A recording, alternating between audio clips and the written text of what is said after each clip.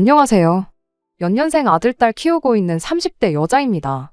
신우 때문에 이렇게 사연도 다 적어보내게 되었네요. 남편과는 학교 선후배 사이로 알고 지내다 각자가 사회생활을 시작하게 되면서 연애를 시작하게 되었습니다. 그 뒤로 4년간의 연애 끝에 결국 결혼을 하게 되었고요. 거의 10년간 인연의 결실이 맺어지게 된 것이었죠. 그만큼 오랜 인연이었다 보니 서로 눈빛만 봐도 무슨 생각을 하고 있는지 알 만큼 서로에 대해 속속들이 알고 있다고 생각했는데 남편은 잘 알았어도 남편한테 이런 정신나간 신우가 있는 줄은 생각도 못했죠. 저희가 결혼하면서 친정집에서 저희 신혼집을 해주셨어요. 반면에 시댁에서는 그 어떤 도움도 받지 못했죠. 그때 당시 시댁 상황이 여의치가 않았거든요. 원래 양가 형편이 거의 같다고 봐도 무방할 정도로 비슷했는데 저희 결혼 이야기 나오기 1년 전부터 해서 시매부가 하던 사업이 급격하게 안 좋아지기 시작했고 결국 그 사업 살리겠다고 시부모님 노후자금의 집까지 담보 잡아 시매부한테 투자를 하셨다고 합니다. 그 액수가 자그마치 6억이나 되었다고 해요. 그거 아니었다고 저희가 시댁에서 6억을 지원받을 수 있던 건 아니었겠지만 남편 말에 의하면 적어도 1억 정도는 지원받아 올 수 있겠다는 게 저희들 생각이었거든요. 남편 말이 그 돈이 뭐 눈안에 가지라고 준 것도 아니고 사업 다시 자리 잡고 그러면 갚을 돈이니 그 돈은 나중에 다시 이야기해보는 걸로 하면 어떻겠냐고 나와서 그렇게 하기로 했어요. 어차피 시부모님 주머니 탈탈 털어봐야 단돈 1원도 나올 곳이 없는 걸 알았는데 자식들 결혼한다고 시댁에서 빚을 또 져서라도 똑같은 돈을 해와야 한다고 주장할 수도 없는 노릇이었으니까요. 시부모님도 당시에는 일단 급한 불부터 끄고 보자며 돈에 관한 이야기를 최대한 피하는 눈치였는데 그때는 그저 경제적인 사정이 여의치 않은 걸 저한테 보이고 싶지 않아서 말을 대충 줄인 거라 그렇게 생각하고 넘어갔습니다. 친정에서 집을 해주겠다고 한 것도 그런 저희 상황을 알고 나서 저희 부모님이 먼저 제안을 해주셨던 거고요. 저희가 직장 생활한 지 몇 년 되었다고 해서 결혼 비용에 집까지 해결할 만큼 넉넉하게 돈을 모아놓은 상황은 아니었거든요. 그리고 친정에서 집을 해주셨다고 한들 그게 엄청 삐까번쩍한 집도 아니었어요. 그냥 투자 목적으로 재개발 수요를 노리고 오래전에 사놓은 아파트가 있는데 당장 재개발을 하는 것도 아니고 못해도 10년은 더 걸려야지 그 주변 일대가 활성화가 될 거라면서 일단 그 집에서 살 수 있게 여건을 마련해 주셨을 뿐. 그 집을 저희 가지라고 주신 것도 아니다 보니 시댁에서 돈 한 푼 안 해줬다고 해서 그게 불공평하네 만에 따질 것도 없었습니다. 저희 계획은 거기서 열심히 아끼고 모아서 시댁이 어느 정도 경제적인 여유를 되찾았을 때쯤 그때 가서 양가 지원을 얼마나마 받아서 이사를 나갈 계획이었죠. 그런데 신혼집 문제가 해결된 걸 가지고 시댁에서 먼저 이야기가 나왔습니다. 솔직히 저희가 살 곳이 해결되었다 뿐이지 집이 생긴 건 아니다 보니 예단이나 예물 같은 허례허식은 최대한 생략을 하고 싶었어요. 당장 그런 인사치레 하는 것보다야 저희가 단돈 얼마라도 더 가지고 있고 그걸로 주식에 투자를 하든 다른 어떤 것에 투자를 하든 그 목돈을 굴리는 게 더 이득이라는 생각이었거든요. 그래서 그 이야기를 드리려고 시댁을 찾아가 집 문제가 어떻게든 해결되었다는 이야기를 꺼냈는데 시댁에서는 그걸 저희가 신혼살림을 차릴 집이 해결되었다는 게 아니고 친정에서 집 한 채를 사주는 걸로 이해를 했는가 보더라고요. 그래서 제가 다시 그게 아니고 친정 부모님 명의로 있는 집에 저희가 몸만 들어가서 사는 거라고 다시 정정해서 시어머니께 말했죠. 그랬더니 시어머니가 주면 주는 거고 아님 아닌 거지 들어가서 살게 해주는 건 또 뭐냐며 저희 부모님을 두고 약간 치사하다는 식으로 한마디 하더라고요. 어디가 치사하다는 건지는 도무지 모르겠지만 그것보다 시모 반응이 솔직히 황당하고 어이가 없었습니다. 그래도 그땐 남편이 먼저 나서서 우리 집이라고 뭐 얼마나 대단한 거 해가냐고 당장 축의금 들어오는 것도 가져가실 판인데 당장 들어가 살 곳을 해결해 주신 것만 해도 감사해야 할 일 아니냐면서 어머님한테 한마디 해주더라고요. 물론 그런 자식의 반응을 두고 시어머니, 시아버지 두 분 다 엄청 기분 나빠하셨어요. 자식이 부모한테 그렇게 말하는 게 맞냐면서요. 남편은 말투 가지고 그럴 게 아니고 현실적으로 생각해 보시라고 단호하게 한마디 하고 그 상황을 그대로 종결시켜버렸습니다. 그때는 남편이 그렇게 든든할 수가 없었어요. 아무튼 그렇게 예단예물 이야기도 잘 넘어가게 되었고, 그렇게 저희는 결혼을 하게 되었습니다. 신혼살림을 시작한 이래로 허투루 쓴 돈 하나 없다고 자부할 만큼 악착같이 살았어요. 남들 하듯이 해외여행도 다녀와 보고 싶고 그랬지만 그런 거 살림살이 안정되고 해도 충분히 늦지 않다 몇 번을 되새기면서 좀 더 나은 미래를 위해 매일같이 열심히 살았습니다. 그리고 그런 와중에 저희 아이들이 태어나게 되었고요. 아이들이 태어나고 나니 우리 아이들을 위해서 더더욱 열심히 살아야겠다는 생각 말고는 다른 생각도 들지 않더군요. 그렇게 작년 말에 마침내 서울에 있는 아파트로 이사를 하게 되었습니다. 30평형인데 화장실이 하나밖에 없는 정말 지은 지 오래된 구축 아파트였지만 저희들 노력으로 구한 집이다 보니 감회가 남달랐어요. 사실 그때쯤 심해부 사업이 정상화되고 시어머니한테 빌려간 돈도 갚고 그래서 양가에 돈 얼마씩 지원받겠구나 그런 계획으로 살고 있었는데 애석하게도 심해부 사업이 결국 망해버리면서 시어머니는 심해부한테 투자했던 돈의 일부조차 돌려받지 못하게 되었어요. 시댁 지원을 못 받게 되었는데 친정 부모님한테 돈 얼마 해달라기는 또 뭐 하더라고요. 따지고 보면 친정 부모님 덕분에 조금이나마 빨리 이만큼 돈을 모을 수 있던 거나 마찬가지였으니까요. 그래서 정말 최소한의 대출만 받아서 집을 구하게 되었던 겁니다. 그리고 이사 들어오는 김에 큰맘 먹고 4천만 원 들여서 집도 처음부터 끝까지 싹 다 리모델링을 해버렸어요. 그렇게 리모델링까지 끝나고 한 달 정도 지나서 집들이를 하게 되었습니다.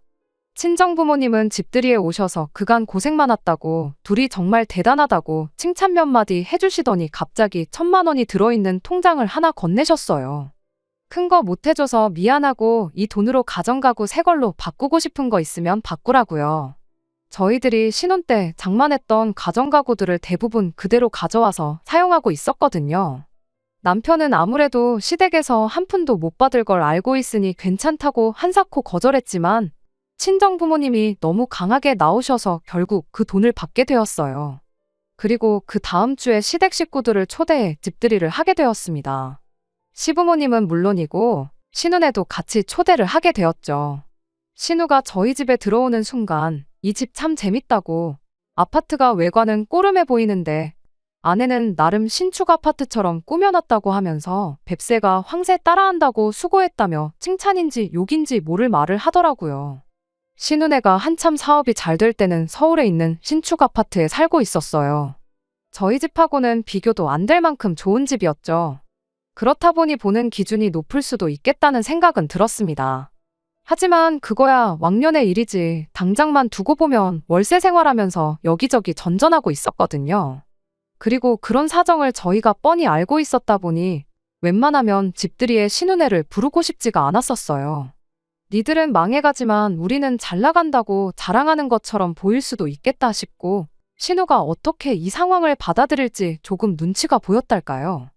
그런데 칭찬인 듯 욕인 듯 집을 평가하는 그 반응을 보니 당장은 상황이 어려울지라도 우리가 집을 샀다는 사실이 그닥 부럽지는 않은가 보다 그런 생각이 들고 다행이구나 싶더군요. 그래서 신우의 애매한 평가에 그냥 적당히 웃어넘기고 말았습니다. 그런데 알고 보니 신우가 저희 집을 우습게 본 게 아니고 진짜 부러워했던 모양이더라고요. 그도 그럴게 당장 방 한 개 딸린 월세집에서 심해부랑 10살 먹은 딸하고 같이 지내는 것도 모자라 시부모님도 같이 모시고 살고 있었거든요. 집들이 이후 그전까지 저희랑은 거의 연락도 없이 지내던 신우가 저한테 자주 연락을 해왔어요. 시조카가 우리 아이들을 너무 보고 싶어 한다면서요. 저희 애들이 그때 2살, 3살이었는데 10살 먹은 시조카에 비하면 한참 어리기도 했고 막상 집들이 때 시조카가 저희 애들을 이뻐하는 느낌은 하나도 없었거든요.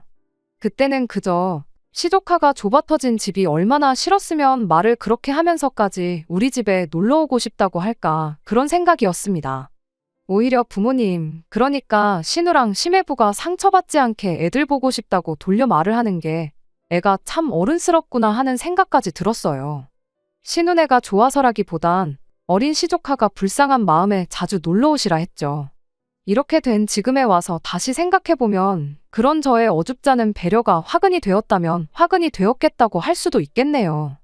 처음에는 저희 집에 올 때마다 주스라도 하나 사들고 오면서 미안한 기색을 보였던 신우가 그렇게 저희 집에 찾아오기 시작한 지 반년쯤 지났을 때는 그냥 자기 집 드나들듯 시도 때도 없이 저희 집에 찾아오고 그랬거든요. 심지어 저희 이사한 지 얼마 지나지 않아서 신우네가 이사를 하게 되었는데 마침 지역이 저희 새로 이사한 집 근처였어요. 걸어서 25분 거리밖에 되지 않았다 보니까 신우가 마음만 먹으면 아무 때나 올 수 있는 거리가 되면서 그나마 멀리 살 적에는 한 달에 2번 오던 신우가 그냥 틈만 나면 동네 주민회관 드나들듯 오기 시작하게 된 것이었습니다.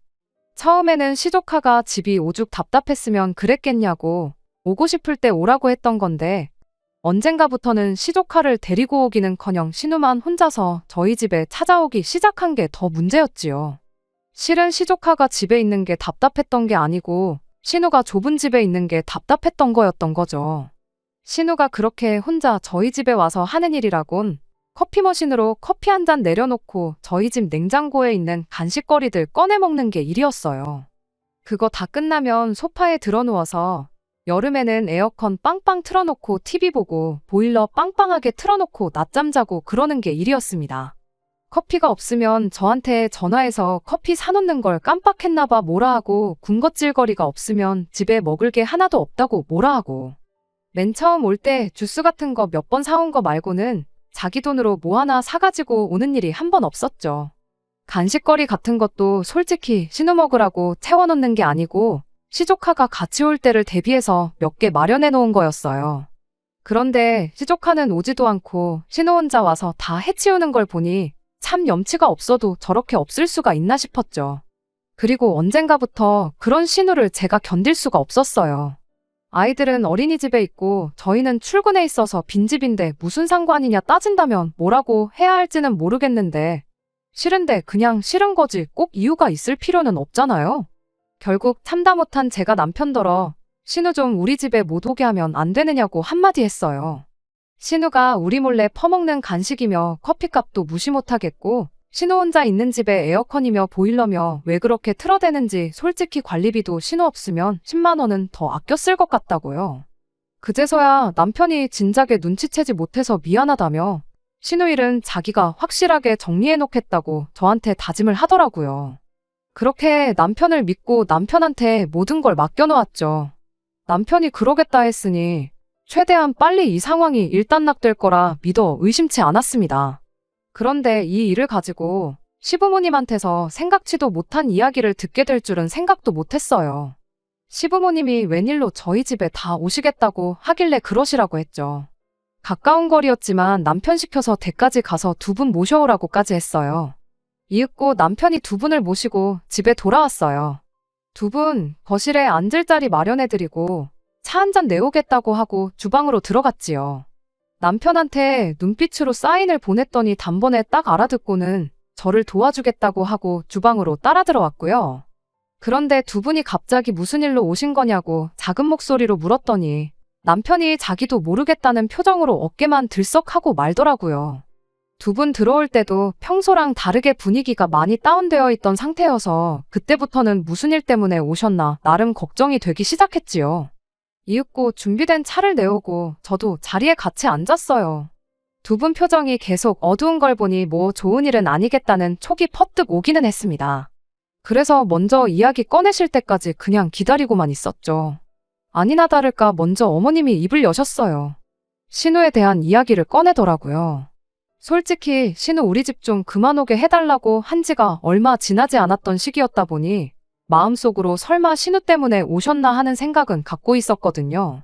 설마 아니겠지 했는데 정말 신우 이야기가 시어머니 입에서 나와버리니까 본론을 듣기도 전인데 머리가 복잡해지기 시작했습니다. 왜 신우를 못 오게 하느냐, 남매끼리 그래서 쓰겠냐 하면서 다시 신우를 우리 집에 자유롭게 드나들게 하라는 말을 꺼내면 어떻게 거절을 해야 하나 싶었는데 시어머니가 꺼내온 이야기는 단순하게 신우 좀 오게 해주라는 말이 차라리 나았겠다 싶었을 만큼 제 상상을 까마득하게 뛰어넘는 주제의 이야기였어요. 시어머니 말에 의하면 시매부가 그렇게 사고를 쳐놓고도 온 가족들 모르게 주식과 코인에 손을 대고 있었답니다. 그간 시부모님 노후 자금에 집까지 날려먹고 나서 그래도 나름 자기 때문에 이렇게 된 거 책임을 지겠다고 두 분 모시고 살면서 월세를 전전해가며 돈 되는 일이라면 정말 가리지 않고 하던 그런 사람이었거든요. 그런 책임감이나 생활력 같은 걸 저희도 나름 대단하게 여겼는데 그나마 그 힘든 와중에 벌면서 모아놓은 돈을 다 날려먹었나 봐요. 주식을 투자로 했어야 하는데 심해부는 그때 눈에 뵈는 게 없었는지 마치 도박을 하듯이 여기저기 돈을 빌려다가 계속해서 투자랍시고 코인이며 주식을 끊어내지 못했던 거죠. 그런데 그나마 재기해보겠다고 힘들게 모아놓은 돈까지 다 날리게 돼버리니 심해부가 갑자기 모든 걸 다 포기해버렸다는 겁니다. 당장 일도 나가지 않고 어쩌다 돈이라도 조금 생기면 생기는 대로 다시 코인으로 불려보겠다고 핸드폰만 붙들고 있고 그런 상황이라네요. 그래서 지금 당장 월세도 내지 못하는 상황이 되었다는 거예요. 그나마 두 분 없는 형편에 연금 나오는 게 있어서 그걸로 생활을 하고 있는데 이제는 더 이상 생활이 안 되는 상황이라면서요. 그러니까 그동안 신우가 이 꼴 저 꼴 보기 싫어서 저희 집에 그렇게 드나들면서 현실 도피를 했던 거라고 해요. 적어도 여기 있으면 남편이 핸드폰만 들여다보면서 아무것도 안 하는 꼴을 안 봐도 되었으니까 말이에요. 신우 사정이 딱한 것도 알겠고 현재 시댁이 어떻게 돌아가는지도 다 알겠는데 뭐하러 저희한테 이런 이야기를 다 꺼내시는가 했더니 시어머니가 이렇게 말을 하더군요. 여지껏 니들한테 돈 한 푼 해준 게 없었으니 최대한 내 선에서 니들 신경 안 쓰이게 하려고 노력했다만 이제 당신이 할 수 있는 건 여기까지인 것 같다고요. 지난 몇 년간 할 수 있는 만큼 했고 이제는 더는 못하겠으니 그렇게 알라시며 신우네를 저희 집에 살게 해달라는 소리를 하는 겁니다.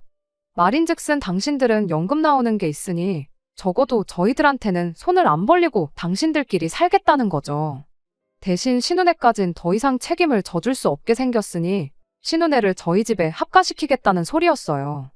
당신들은 방 하나 딸린 코딱지만한 집에서도 두 가족이 살았는데 니들 집은 30평이나 하니 다행인 거 아니냐고 당장 니들 방이랑 애들 방 빼도 방 하나가 더 남으니 신우네한테 그 방을 내주면 되는 거 아니냐입니다. 정말이지 그날 처음 꺼낸 이야기이긴 하지만 시어머니 입에서 말이 청산유수로 나오는 걸 보니까 얼마나 이 말을 하려고 몇 번을 생각하고 고민했는지 다 알겠더군요.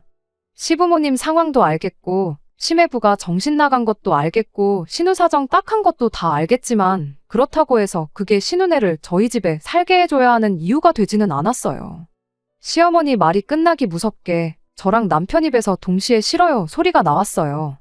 어머님이야 부모 자식 간이니 신우네랑 같이 사셨겠지만 저희는 그렇게는 못한다고요. 시어머니는 대번에 그게 가족끼리 정없게 무슨 소리냐며 제 말에 반박을 하셨습니다. 부모 자식간이나 형제지간이나 똑같은 거 아니냐고. 그리고 신우가 이 집에 살면서 아이 봐주고 그러면 어린이집 비용도 아낄 수 있는 거나 마찬가지인데 니들한테는 이득 아니겠냐. 애 봐주는 사람이 한 달에 200만 원씩은 받는다는데 신우는 한 가족인데다가 또 시조카를 키워본 경력자이니만큼 믿고 맡길 수 있지 않겠느냐 하면서 짜증 섞인 목소리로 저한테 화를 내듯 따지기 시작하시는데 남편이 나서서 시어머니를 딱 잘라주더라고요. 그러면 누나가 우리 애들 말고 다른 집 배 봐주는 일을 하면 되는 거 아니냐고. 한 달에 200만 원이면 세 가족이 충분히 살 만큼 버는 거 아니냐. 굳이 우리 집에 방 한 칸 차지해서 살 필요 없는 거 아니냐고. 얹혀 살면 우리도 우리지만 누나랑 매형도 분명히 불편한 점이 있을 거다. 매형이 코인에 빠진 건 안타깝지만 누나가 이래서 가장 노릇을 하면 정신을 차릴 수도 있는 노릇이고 정신 못 차리면 그냥 이혼을 시키라고. 뭐가 이쁘다고 집안 전 재산 날려먹고 코인에 빠져서 똥오줌 못 가리는 사람을 데리고 사냐고 한마디 강하게 해주더라고요. 그랬더니 시어머니가 니들은 이렇게 의리의리하게 잘 사는데 지금 니네 누나한테 남의 집 자식이나 보라는 소리를 하고 있냐. 니들만 잘 살면 그만이냐 하면서 역정을 내는 겁니다. 남편이 그간 서운한 게 있던 건지는 모르지만 누나네는 결혼할 때도 부모님 지원받은 걸로 모자라 결혼하고 나서도 전재산을 지원받지 않았냐. 거기는 그렇게 전재산 지원받고도 다 날려먹은 거고 우리는 지원 하나 안 받고 여기까지 온 거다.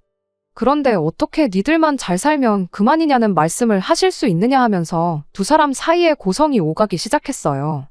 시아버지는 할 말이 없었는지 그 상황을 두 눈 뜨고 못 보겠는지 먼 산만 보고 있었고 저는 저대로 괜히 불똥이 튀겠나 싶어서 아무 말 안 하고 가만히 있었습니다. 결국 그렇게 합의점을 찾지 못하고 시부모님은 집으로 돌아가셨어요. 모셔다 드린다고 했는데 가족도 몰라보는 인간 말종들 하고는 단 한순간도 같이 있고 싶지 않으시다며 그냥 나가시더라고요. 그렇게 두 분 돌아가시고 나서 보니 남편도 마음이 쓰였는지 표정이 말이 아니더라고요. 남편한테 혹시 내가 신우를 탐탁치 않게 생각해서 거절한 거냐, 사실 누나를 도와주고 싶은 거냐 물었죠. 남편 대답 여하에 따라 어느 정도 신우네를 도와줄 요량은 있었는데 다행히 남편이 도와주긴 누굴 도와주냐, 차라리 집 나간 고양이들을 도와주지 이게 말이나 되는 상황이냐고 오히려 저한테 미안하다고 사과를 해왔네요.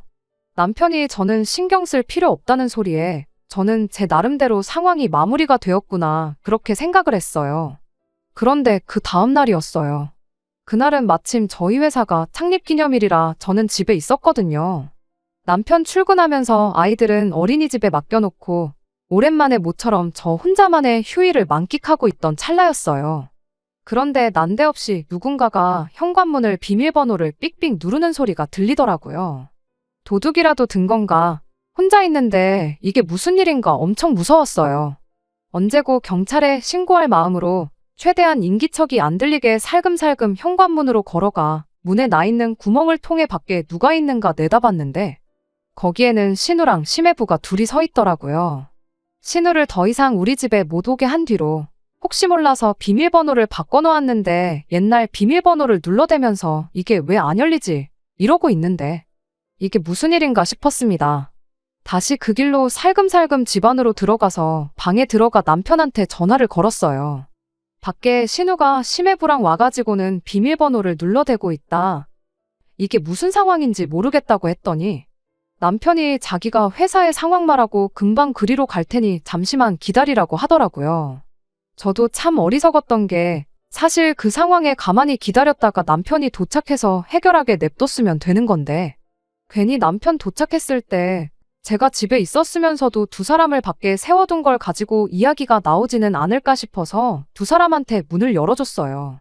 나름 연기한다고 자다가 방금 막 일어난 척을 하면서 문을 살짝 열고는 무슨 일로 오셨냐고 능청스럽게 연락도 없이 어쩐 일로 오셨냐고 물어봤죠.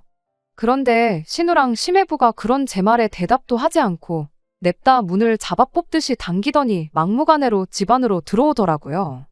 둘만 들어온 게 아니고 두 사람만큼 커다란 이민 가방 3개를 끌고 들어오면서요. 그러곤 그대로 저희 집 바닥에 드러눕는 거예요. 이 집에 같이 살게 해주기 전까지는 나갈 생각이 없다면서 말이죠.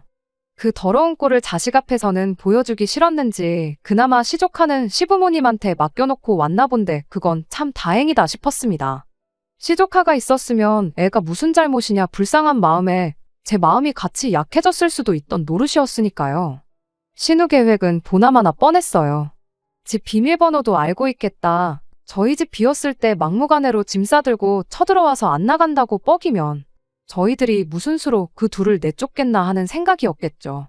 거기서 문을 열어준 저도 바보 같지만 참으로도 염치 없는 인간들이 세상에 또 있나 싶었습니다. 바닥에 대자로 드러누워서는 한다는 소리도 어이가 없었어요. 그렇게 안 봤는데 사람이 참 매정하다면서 반대 입장이었으면 자기들은 저희한테 방 한 칸이 아니고 방 2칸, 3칸도 내줬을 거라면서 난리법석을 떨더라고요. 이미 시부모님하고는 이야기가 다 되었고 우리들은 여기서 살기로 정했으니 그렇게 알라며 뻔뻔하게 나오는데 어이가 없었어요. 우리도 시부모님하고 이야기 다 했다고 같이 살 생각 없다고 분명히 뜻을 전했는데 이게 뭐 하는 짓이냐고 저도 지지 않고 한마디 했죠. 그랬더니 심해부가 자리에서 벌떡 일어나더니 손가락으로 제 어깨를 쿡쿡 찌르면서 저보고 뭐 집 하나 가지고 있는 걸로 그렇게 유세를 부리냐입니다. 그러면서 왕년에 자기들 잘 나가던 이야기를 하더라고요. 이미 제가 남편과 결혼하기도 전, 그러니까 저는 두 눈으로 본 적도 없던 때의 이야기를요. 이깟집 예전 같았으면 우리도 저도 안 살았을 거라고 상황이 이런데 가족끼리 너무한 거 아니냐며 그렇게 안 봤는데 사람이 참 매정하다고 계속 제 어깨를 쿡쿡 찌르면서 빈정거리는 겁니다.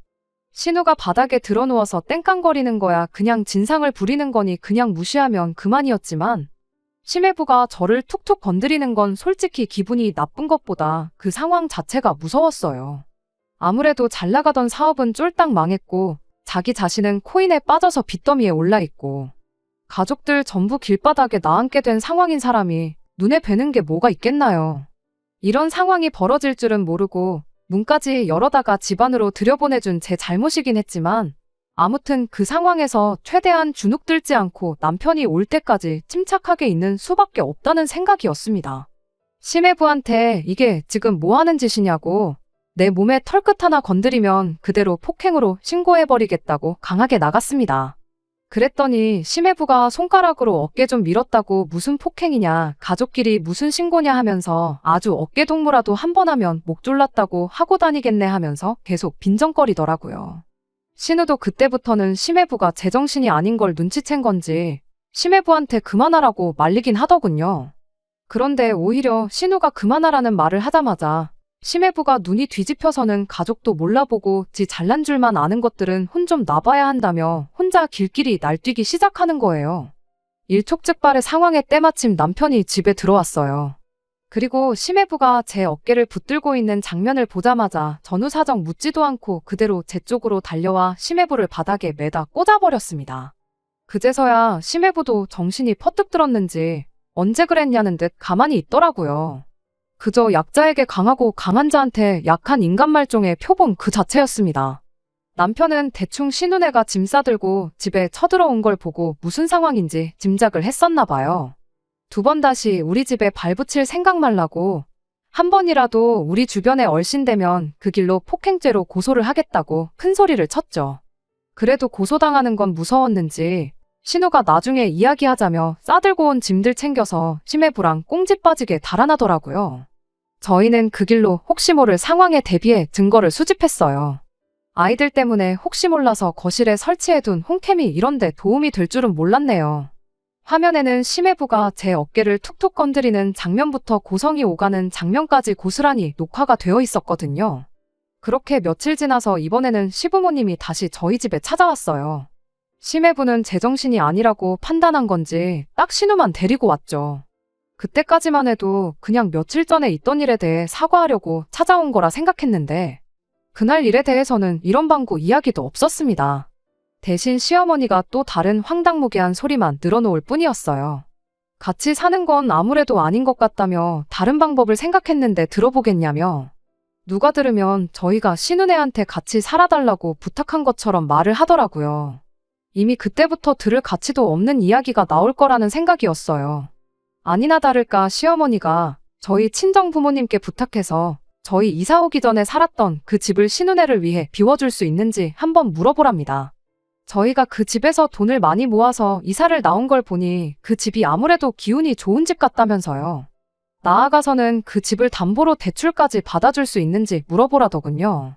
그걸 기반으로 심해부가 다시 사업을 시작하면 어떻겠냐고. 심해부가 지금은 저래도 결혼 전에 정말 잘 나갔다고 그때만큼 벌기 시작하면 그 돈 갚는 건 일도 아니라고. 아직도 당신들은 심해부한테 받을 돈이 있긴 하지만 이런 특수한 상황을 고려해서 집하고 돈만 어떻게 도와준다면 친정부모님 돈을 먼저 갚을 수 있게 양보해주겠다며 선심 쓰듯 이야기를 하더라고요. 더 들을 것도 없겠다 싶은 와중에 남편이 그날 심해부가 저한테 언성 높이며 제 어깨를 툭툭 찌르는 영상을 시어머니한테 보여줬어요. 이런 사람한테 지금 뭘 해주고 그것도 모자라 처가의 돈까지 빌려달라고 할 이유가 뭐가 있겠냐고. 당장에라도 고소를 해도 모자랄 인간 도와줄 생각 없고 아무리 누나랑 내 조카가 걸려있다고 한들 자기는 도와줄 생각 추호도 없으니 그만 가시라고 단호하게 한마디를 하더라고요. 그랬더니 시어머니가 가족도 모르는 괘씸한 놈이라며 저희 보고 어디 니들 맘대로 한번 살아보랍니다. 가족들 내치고 연 끊고 살면서 잘 풀리는 사람은 당신 생에 본 적이 없다고 어디 니들도 잘 되나 한번 지켜보겠다고요. 그 말에 남편이 눈 하나 깜짝 안 하고 연 끊고 살 건데 우리가 잘 되는지 안 되는지 그 소식은 어디서 들으실 거냐고 연 끊을 거면 소식도 못 들을 만큼 우리 근처에 얼씬도 말아달라며 덤덤하게 한마디 하고 말더라고요.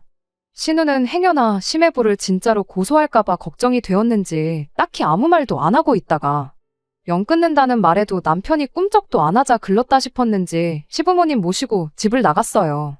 그렇게 시댁 식구들과 영 끊고 지낸 지가 벌써 반년이 다 되어 갑니다. 그간 남편이 제게 말은 안 했지만 그간 신으며 시부모님한테 맺힌 게 많았었나 봐요. 하지만 그래도 가족이라고 나름 걱정은 되는 듯 보이지만 제 앞에서 내색 한번 안 하고 있는 게 고마우면서도 미안할 따름이네요.